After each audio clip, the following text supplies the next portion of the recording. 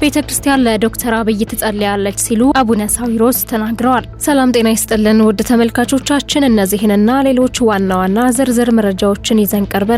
አብራችሁን ቆዩ። በየዕለቱ ትኩስና ታማኝ መረጃዎች እንዲደርሷችሁ ቪዲዮውን ላይክ እና ሼር እንዲሁም ሞገድ ቲቪን ሰብስክራይብ በማድረግ ይጀምሩ። ቤተክርስቲያን ለዶክተር አብይ ትጸልያለች በማለት አቡነ ሳዊሮስ ተናግረዋል። የኦርቶዶክስ ቤተክርስቲያን ለጠቅላይ ሚኒስትር አብይ አህመድ አሊ ሳትጸልይ ውላ አድራ አታውቅም፣ ትጸልይለታለች ሲሉ አቡነ ሳዊሮስ ገልጸዋል። አቡነ ሳዊሮስ አክለውም ኢትዮጵያ በዘመኗ እንደ ዶክተር አብይ አህመድ ያለ መሪ አግኝታ አታውቅም ያሉ ሲሆን በእጅ ያዙት ወርቅ እንደ መዳብ ይቆጠራል እንደሚባለው ተረት ሆነና ነው እንጂ ለመሪያችን በየእምነታችን ነጋ ጠባ መጸለይ ያለብን ሲሉ ተደምጠዋል።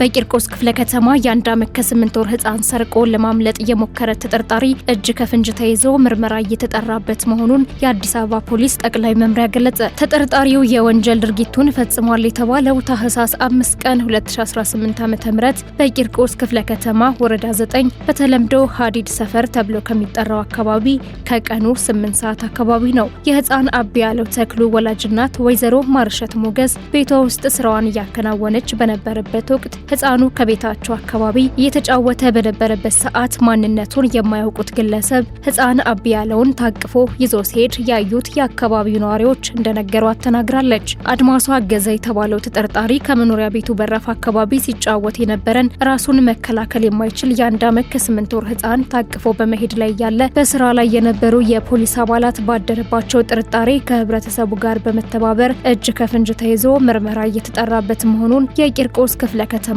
ፖሊስ መምሪያ አስታውቋል። ፖሊስ ተጠርጣሪውን በቁጥጥር ስር ከዋለ በኋላ ምርመራ የማስፋት ተግባሩን አጠናክሮ የቀጠለ ሲሆን በቀጣይም ክስ እንደሚያስመሰርት በማስታወቅ ህፃኑንም ለቤተሰቡ አስረክቧል። ራሳቸውን መከላከል የማይችሉ ህፃናት ላይ የሚፈጸሙ ወንጀሎችን አስቀድመው ለመከላከል የህፃናት ወላጆች ልጆቻቸውን በጥንቃቄ መያዝና እንደዚህ አይነት አጠራጣሪ ነገሮች ሲመለከቱ አጥፊዎች በህግ አግባብ ተገቢውን ቅጣት እንዲያገኙ ለጸጥታ አካላት ጥቆማ መስጠት እንደሚገባ የአዲስ አበባ ጠቅላይ ፖሊስ መምሪያ አስታውቋል።